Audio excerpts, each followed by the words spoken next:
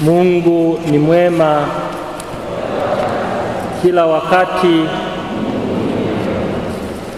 Wapendwa katika Kristo, kama tunavyojua, tunaadhimisha Dominika ya 4 ya Pasaka. Dominika hii, kama tulivyosema mwanzoni mwa misa takatifu, huwa inaitwa Dominika ya mchungaji mwema au Dominika ya kuhamasisha na kuombea miito.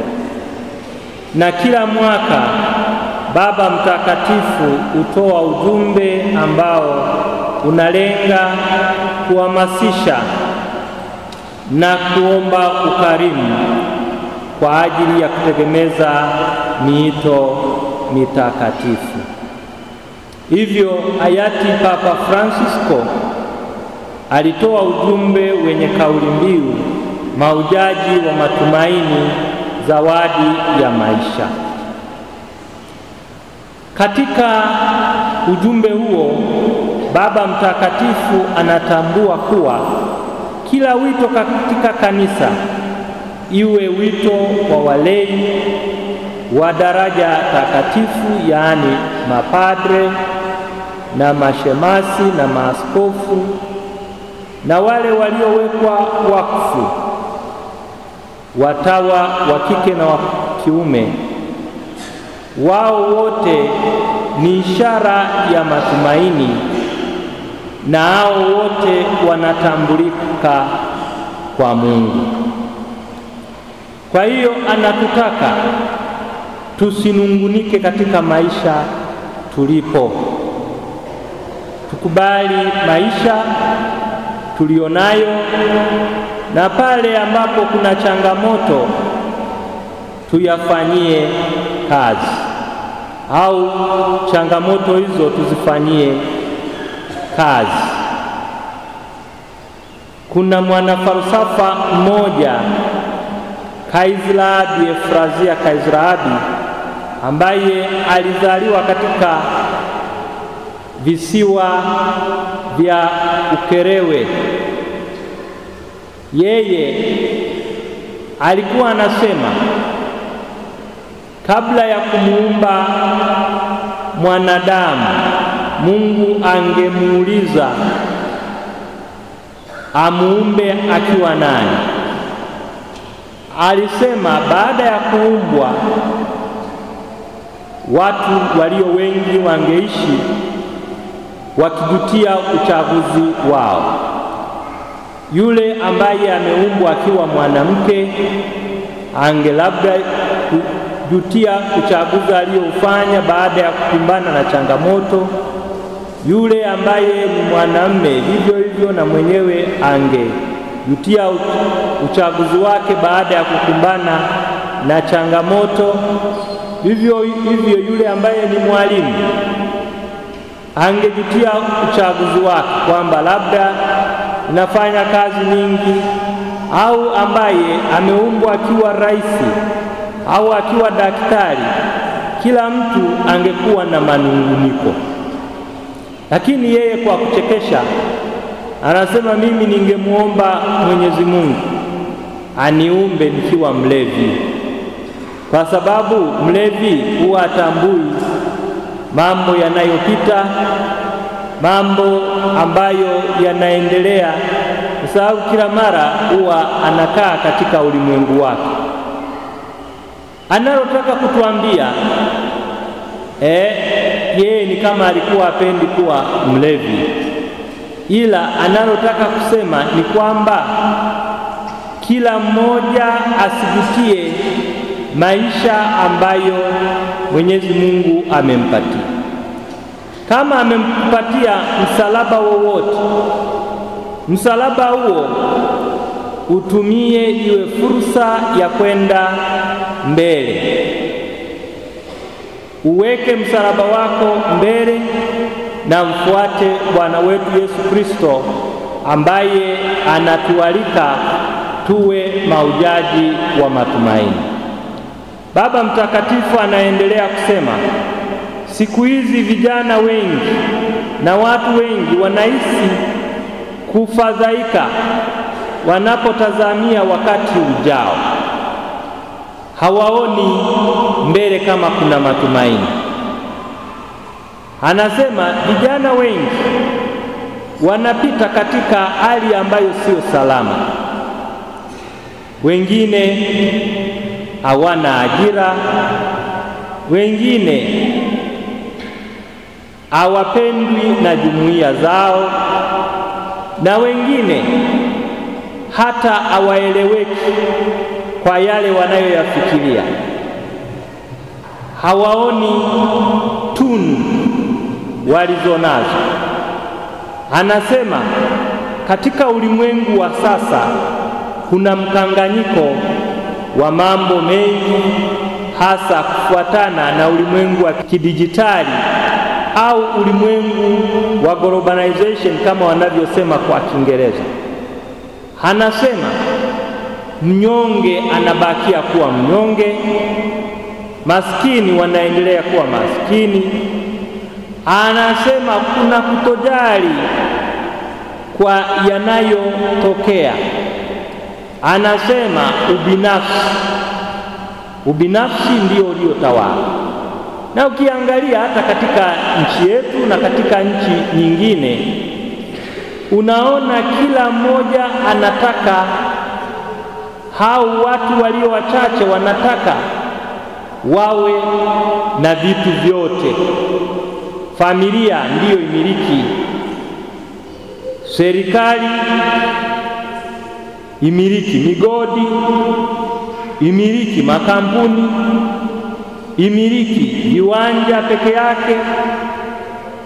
Tunaweza tukasikiliza au tumesikia katika yale tunayoyasikia kwenye television na kwenye redio, unasikia mambo mengi yanayopita ambapo unaona ubinafsi umetawala. Ni kwamba pamoja na mambo yaliyopo, lakini unaona kuna mazuri mengi, lakini unaona kwamba yale yanayotangazwa yanaonyesha kwamba kuna hali ambayo sio nzuri, na wakati mwingine kuna ukatili. Yule aliye juu anataka baki aliye juu siku zote, na wale walio wa chini wabakie wakiwa wa chini. Na kila mtu anatumia, au kikundi cha watu kinatumia udanganyifu kibakie sehemu ya juu. Katika ngazi mbalimbali, tulipokuwa tunasherekea au tunaadhimisha Pasaka, niliwaambia kwamba baadhi wamekaa kwenye taasisi lakini wanataka kuziharibu.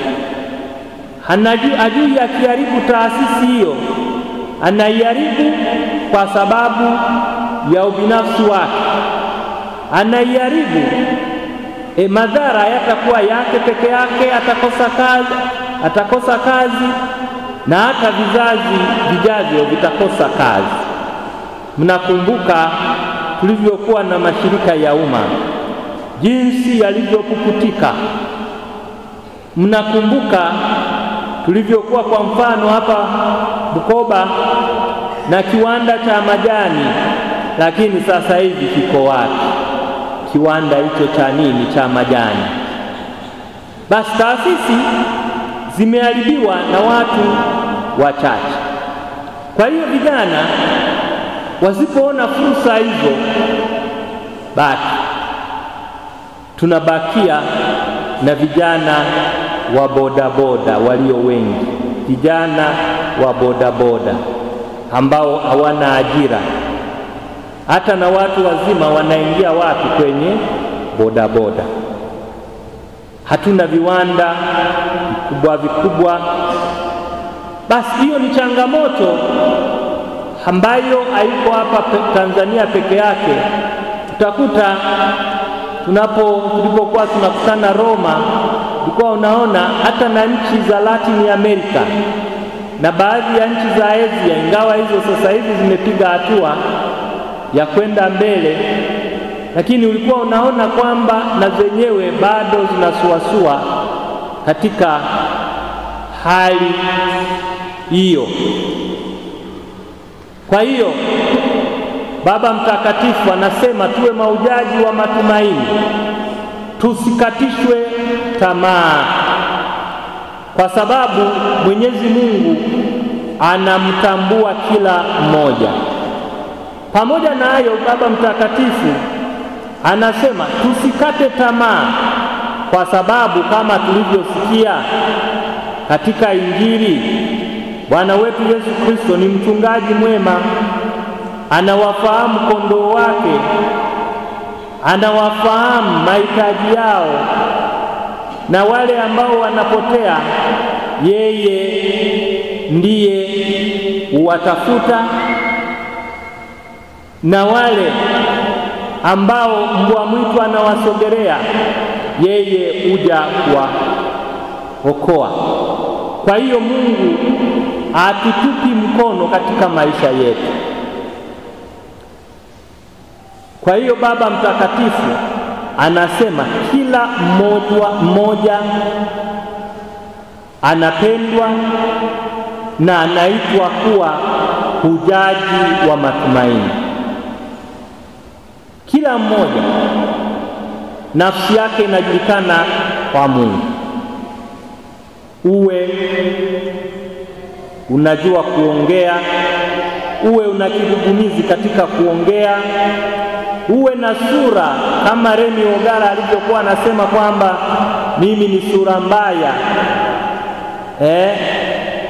lakini Mwenyezi Mungu hata yule alimfahamu. Uwe ni tajiri na usiwe tajiri, uwe maskini, uwe na watoto wenye mtindio wa ubongo, wote wameumbwa kwa sura ya Mwenyezi Mungu. Kwa hiyo tusikate tamaa. Na Baba Mtakatifu anatuhimiza sisi walezi, maaskofu, mapadre, nyie wazazi, kwamba wakati huu tuandamane na vijana wetu. Na kama mnavyojua, vijana wengi sasa hivi wako mashuleni, na shule hizo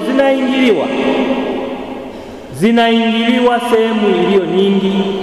Yale tunayoyasikia kwenye redio tunayasikia, anasema tusiwaache peke yao, vijana wawe tayari kusaidiwa, tuwalinde na tuwafunde. Anasema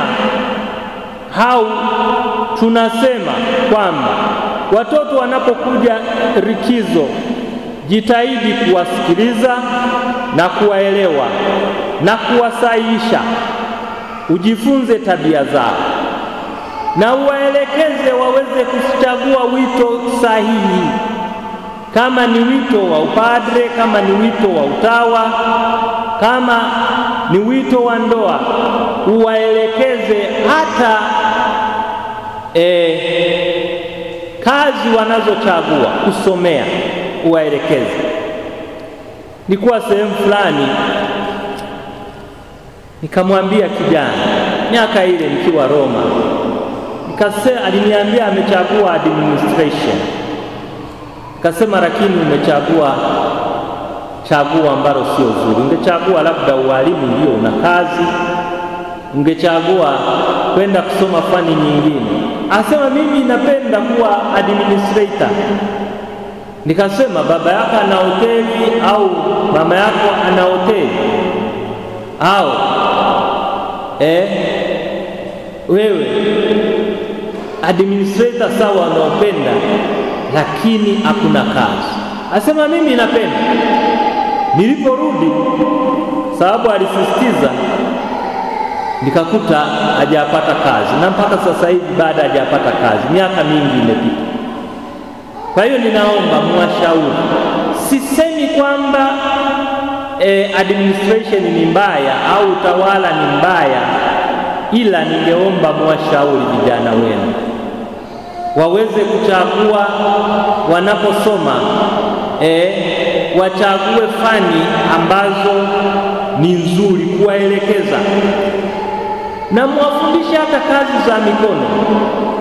Huko mashuleni wanaposoma kwenye shule zetu za English medium primary school, hasa kule hata na sekondari, na ni huka ya vijana. Mimi nakumbuka mwalimu ambaye alikuwa anatuelekeza tufanye kazi zaidi, tulikuwa hatumpendi, tunamuita majina ya ajabu ajabu. Amepita huyo sijui nani, amepita nani huyo, liangalie hilo linavyotembea. Kwa hiyo walimu kama hao waliokuwa wanatuelekeza kazi, tulikuwa hatuwapendi. Hata na wewe ujue hautapendwa kama unataka kulea vizuri. Mlee mtoto katika mazingira ambayo hata akiwa peke yake ataweza kujitegemea. Mfundishe kazi mtoto. Sio kila siku akija likizo au akiwa nyumbani, wale wanaosoma kutoka nyumbani kila mara yuko kwenye movie, na hizo movie zinahusu nini? Wale waliosoma habari, kuna information na disinformation. Information inayotolewa inaweza ikainform au ikafanya nini, ikadisinform, yaani ikatoa habari nzuri ambayo inajenga jamii au inabomoa nini, inabomoa jamii. Sasa hawa vijana wenu ambao mlionao, vitabu wanavyosoma vinaleta information au disinformation. Tunao mambo mengi ambayo yanatoka nchi za magharibi, na vijana wetu wakiyaona katika umri wa uchanga wao, wanadhani kwamba hayo mambo ndiyo yaliyo mazuri. Lakini sisi ambao tumebahatika kukaa huko, unakuta hata na wenyeji wa kule wanayachukia. Nilishuka kwenye uwanja wa ndege sehemu fulani, na nilishalisema sehemu fulani, kuja kuona kijana mwenye ndevu, amesuka nywele, amepiga lipstick kwenye kijana wa kiume kwenye midomo yake. Nikajiuliza, nikasema tumeendelea. Nikaona kwamba hayo ni maendeleo chanya, ni maendeleo hasi, sio maendeleo chanya. Kijana wa kiume lipstick za nini? Na hao vijana mnaowaona wanafanya mitepesho, sio mizuri, inaashiria vitu fulani. Kumuona kijana hata ameweka hereni za nini, mvulana za nini? Unatafuta kupendwa na nani? Unakuta vijana wetu kule mashuleni wanajifunza mambo ya namna hiyo. Ninawaomba wazazi, walezi, muwe makini, mkae na watoto hao, muwasaidie, muwaelekeze, muwafunde. Na shukuru hata sasa hivi wanatangaza kongamano la utoto mtakatifu, na kwa bahati nzuri ni mimi ninayesimamia katika kanda ya Ziwa. Tutahakikisha kwamba tunatoa mada za kuwasaidia watoto wenu. Taomba programu mapema nione wanapofika kule, walau wapewe programu zilizo nzuri. Na hayo kazi tumekuwa tukiifanya miaka 10 yote iliyopita, tulikuwa tukifanya shughuli hiyo. Kwa hiyo tunawakaribisha watoto wa utoto mtakatifu. Lengo liwe ni kuwasogeza watoto wenu karibu na kanisa, na sio makanisa ya kila aina yoyote ile, ila angalia hapa kuna mambo mazuri. Angalia mitasari mnapotembelea huko kwenye mashule, hayo mambo ni ya kuangalia na kuwauliza watoto wenu. Lakini kwa bahati mbaya inahitaji muwafuatilie. Kuna mama mmoja nilikutana naye Mwanza sehemu fulani, kaongea, nikasema mchunge watoto wenu wanapokwenda shuleni. Alikuwa anasikitika, akasema mimi mtoto wangu nilimpeleka international school miaka hiyo. Akasema alipokuwa international school, sijui alikuwa anapumzikia kwa mjomba wake. Asema huko ndipo alipoharibikia, lakini huwezi ukamwambia aandike kile ambacho alikinania akakubali. Ameisha haribika hivyo. Huwezi ukamwambia aandike na nani aliyemfanyia mambo ya kiuni, kwa sababu akishafanywa akiwa mdogo, basi huyo anakuwa kafara huyo. Kwa hiyo ndugu zangu, ninawaomba pendwa waamini, wasaidie watoto wenu na tuwasaidie vijana kama Baba Mtakatifu anavyoomba. Na sasa hivi tumeingia mtindo wa kubeti. Watu ni addiction mbaya sana, au ni ulevi mbaya sana. Watu wanauza nyumba, hata watu wazima wanakufa. Anadhani atapata, lakini na wale anaweza hata akauza na nyumba yake, akauza kila kitu, hata viatu vyake na kila kitu, anataka kubeti apate zaidi. Tumewaona watu wazima ambao hata wamepoteza maisha kwa sababu ya kubeti. Kamari umuruwa yababyete zara teraki zara. Bono mwana ya Gyoko au mtu akiingia huko kwenye zara, huyo ufanye nini? Uanze na mwenyewe kumsadaka huyo. Kwa hiyo mwalinde watoto wenu, mwalinde vijana wenu, hata waume zenu, nasema hata na wake zenu mulindane, kwa sababu inatokea sio kwa akina watoto wadogo tu. Hata na sisi mapadri wetu tunawalinda, tunaanza kuwalinda. Sehemu fulani tumeisha athirika, hata masista kuwalinda asiingie kwenye nini, kwenye beti, kamari. Ni hatari sana. Naweza ukakuta mtu anauza sakristia au anauza kanisa kwa sababu ya nini? Ya beti. Kwa hiyo Baba Mtakatifu anatuomba tuandamane nao watu, tusaidiane katika jumuiya tulipo na kutoa ushauri. Na ningewaomba zaidi mwasaidie vijana wenu wanapotafuta wachumba. Jina wanasema ninaberwa nambona nkafanira. Sasa yoyote yule anayekumbana naye, lakini mchumba huyo utaishi naye. Nilikuwa nasoma kitabu kimoja cha Kiitaliano tulipokuwa tunajifunza lugha ya Kiitaliano. Binti mmoja alikuwa anaeleza mambo yanayomsumbua, maumivu ya moyoni. Akasema, mimi ninalolisumbua, nina mchumba wangu ambaye ninampenda.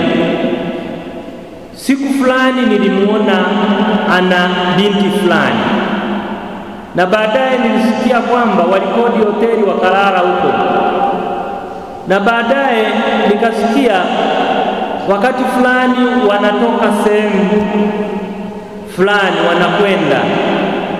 Nimesikia wameenda hata kwenye maduka ya nguo nzuri na viatu vizuri wakanunuliana. Akasema hilo ndiyo maumivu ya moyoni. Kumwacha siwezi nikamwacha, na kusema kwamba niamue, ninashindwa uamuzi. Kwa hiyo kuna watu wengine hapa ambao labda wanashindwa kuamua. Ndio maana tunawaomba wazazi, waleteni watoto wenu katika imani, walete wasikilize mahubiri. Wengine wakija kwenye kule kanisani, anasema nilikuwa nasikiliza vijana fulani, tunapita, anasema sisi huwa tunapenda kikuta mahubiri yameisha malizika, tunamshukuru Mungu. Kwa hiyo hakikisha mnawaleta watoto wenu kanisani, na nawaombe nilishawaambia siku moja akashusukoma itukentata okatata bataka katasi okatata bakatasi tukao katata kakagiraki kakakunda akashusukoma itukentata okatata bataka katasi kwa okatata bakatasi tukao katata kakagiraki kakakunda. Yani vile vibuyu usipovirekebisha ukavifanya hivi vikanyoka vikiwa vidogo, hapo utafanikiwa, lakini usipowahi utashindwa. Kwa hiyo watoto wenu muwafunde wakiwa wadogo, lugha wanayotumia, marafiki wanaokwenda nayo, mavazi wanayovaa, na sehemu wanapokwenda kutembelea. Kuwa mwangalifu na watoto wenu. Na Baba Mtakatifu anatoa mifano ya watakatifu ambao wanaweza wakawasaidia, yani abana banyu bashome ebitabo ya batakatifu. Ukiona mtoto anachukia maisha ya watakatifu, ngano za watakatifu, basi huyo umsaidie na umuombe. Watakatifu walio wengi, mfano mmoja wapo wa mtakatifu Inyasi wa Loyola, yeye aligeuza maisha yake baada ya kusoma maisha ya watakatifu. Na watakatifu kama mwenye heri Paulina Maria Jarikoti, ambaye ni mlinzi wa parokia ya Kitoboka, parokia ya kimisionari, yeye alibadilisha maisha yake baada ya kusikia mahubiri ya padre wakati wa Kwaresma. Kwa hiyo watoto wale ambao wanasema kwamba usije kwenye mahubiri au mahubiri yanakuwa marefu, basi uwafuatilie na utakuta kitu kingine kiko nyuma yao. Hayo Baba Mtakatifu anataka tuwe tusome maisha ya watakatifu, na watakatifu pendekeza niwaza, anasema kuna watakatifu wengi. Anasoma Mtakatifu Rosa wa Lima, ambaye alisifika sana katika upendo, alikufa akiwa na miaka 31. Mtakatifu Dominic wa Savio, na mwenyewe nadhani miaka ilikuwa michache sana, na ndiyo maana ni mlinzi wa shule karibu 6 za jimbo la Iringa. Shule 6 za sekondari, primary mpaka sekondari, shule 6 za huko Iringa, na watu mbalimbali wanasoma huko, labda huenda hata baadhi yenu wamesoma huko. Anapendekeza pia tusome maisha ya Mtakatifu Terezia wa Mtoto Yesu. Sasa kazi kwenu masista wa Mtakatifu Terezia wa Mtoto Yesu, mnaonaje mkiendeleza hicho cha wale shirika la Mtakatifu Terezia wa Mtoto Yesu au chama cha kitume cha walei hata kwenye watoto wadogo sekondari na wapi, watoto wakaingia huko wakajua fadhila za Mtakatifu Terezia wa Mtoto Yesu. Anapendekeza pia tusome Mtakatifu Gabrieli, mama yetu wa huzuni. Huyu alikuwa Muitaliano, na mtakatifu mwingine Carlo Acutis na Piero Giorgio Frassati. Nasikia kengele inalia, inasema sasa uache, lakini mimi nakuja kwenye misa hizi mara chache. Kwa hiyo ninapokuja huku na karibu, lakini namalizia, ninakuja huku mara chache. Kwa hiyo ninapofika, Mwenyezi Mungu na Baba Mpaile, namshukuru Mwenyezi Mungu. Kwa hiyo ninawaomba mwahimize watoto wenu hata katika familia, msome maisha ya watakatifu. Hivyo ndivyo vitu, kama una watoto vya kununua, sio kuwanunulia bibi tu, kuwanunulia nguo za Krismasi, wanunulie sawa, lakini wanunulie na vitu hivi, vitabu. Tena chukua muda, soma. Tunafunga televisheni sasa hivi, tunasoma tunasoma maisha ya watakatifu. Taratibu Mwenyezi Mungu atapitisha sauti yake. Nimewaomba kwamba mwaelekeze watoto wenu waingie katika miito mitakatifu. Tunayoyaongea sasa hivi yanahitaji watu wengi wa kuyaongea kinagaubaga, kutembelea familia, kufundisha dini mashuleni. Tunahitaji miito ya mapadre, miito ya watawa. Kwa hiyo ninawaomba kwenye familia zenu, mnapofundisha mambo hayo, wahimize watoto waingie katika nini? Katika utawa, katika upadre na miito mingine ya mama kanisa, hata na miito ya ndoa. Mtu anapochumbiwa asiangalie kipato cha mtu zaidi, asiangalie kwamba huyu anakaa wapi. Ndio kama ataka kupaka Dar es Salaam, atubuzi manani mjini kale Dar es Salaam. Lakini tulikuwa tunasoma kitabu kimoja wakati ule, kinatuambia kwamba sio yote yangalai nini ni dhahabu. Vitu vinavyong'aa sio nini, sio dhahabu.